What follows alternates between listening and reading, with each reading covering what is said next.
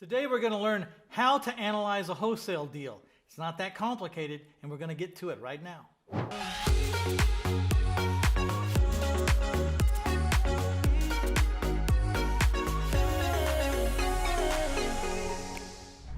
There are a few things we need to get straight right now, and one of them is that the wholesale community in general is not interested in your profit. They're interested in their profit. So the question becomes, who can I trust, and how do I know I can trust them? There are three major numbers you need to pay attention to when you're looking at wholesale properties. Number one, what is the ARV, or the after repaired value? Number two, how much are the repairs going to cost? And number three, how long do these houses in this neighborhood remain on market before they're sold? It's called days on market, or the DOM. It's really nice if you could be completely accurate on those three numbers, but you'll probably never be completely accurate. It would be nice if we could wave a wand and be completely accurate on those three numbers. Truth is, it's all gray. Everything but the days on market is gray. The after repaired value is gray. The cost of the repairs is gray. Days on market, we can probably hit pretty much on the head, but just know that it's not a perfect science. The ARV, or the after repaired value, is based on comparable sales. That means like houses in the same neighborhood or area that have sold within the last 6 months or less. What you do is you take those average sales, and then you add up all the square footages and the average sales price, and you get an average price per square foot that houses are selling for. And then you plug that average price per square foot into the square footage of your house. Now that should do it. But again, there are things that you can't see with the naked eye, and I want to point out, particularly school districts. A house exactly the same as a house across the street can vastly differ in value because one house is in a better school district than another house. So make sure you check school districts when you're looking at ARVs and you're looking at comps. And make sure that the houses you're looking at are in the same school district. You might say, Mitch, how did you figure that out? Well, let me tell you. I bought a house one time for a price based on what the house across the street went for. I immediately put it up for sale for the same price as the house across the street, because the house across the street was only on the market for 3 days. I sat with mine for 6 months and dang near lost money on the sale of this house. I had a $50,000 margin, and I was going to make some really good money until I found out that the house across the street was in a very rich school district, and my house was in a very poor school district. As you can imagine, trying to estimate the repairs on a house could be all over the map. How long are you giving people? Exactly what are you going to have done? What level of materials are we going to use? This is big gray. Lots of gray here. So you want to make sure you're comparing apples to apples. When you look at the comps in the neighborhood, you need to go maybe even get an appointment to see the inside, or at least read the full listing agreement or the listing that the agent posted when they did have the house for sale. Check it out. Did those counters have tile countertops, or were those kitchen counters granite or marble? You know, because a lot of these things can factor into the price per square foot, the quality of materials, the quality of workmanship. Also, little things like ceiling height.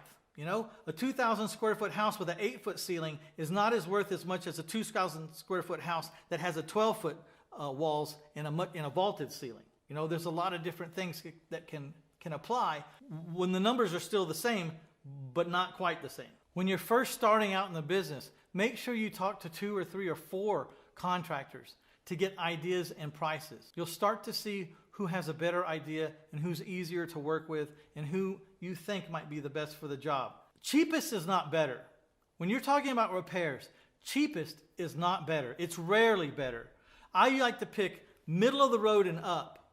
And one last thing, if your contractor says he does it all, from plumbing to electric to roof, that means he's not good at anything. I like people that say, I'm the general contractor, I really don't do anything, but I oversee the sheetrock guy, I oversee the electrician, I oversee the plumber, and these guys are all specialists. And my contractor is really just a general contractor in charge of making sure that every detail of the house is handled by a pro who specializes in that kind of detail.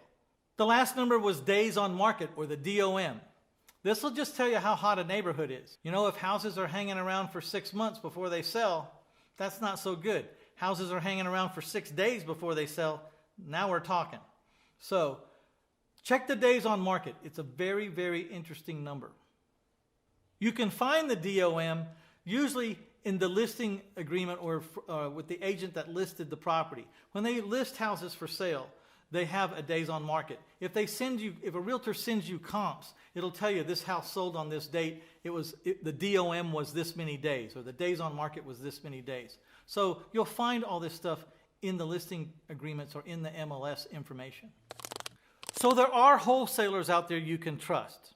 But how you know to trust them is you look at their comps, and then you go out and you verify their comps, and then you look to see if there's any comps they left out. One thing you don't want to do is just accept the comps that a wholesaler gives you. What if they left out the 3 houses that sold for real crummy sales prices, and they only gave you the top 4 top selling prices of houses, and they left everything else out? So you have to go out and verify. They gave me 7 comps.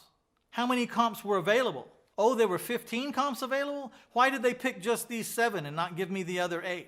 You know why? Because these 7 sold at the 7 highest prices, and they're trying to get a lot of money for their house. When you catch someone doing that to you, that's not the kind of wholesaler you want to deal with.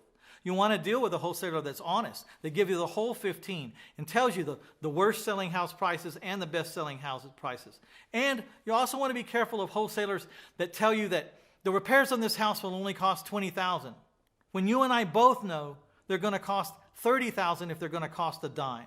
So the tendency of a lot of wholesalers is to overestimate the value of the house and to downplay the cost of the repairs, creating a big spread for them to sell to you.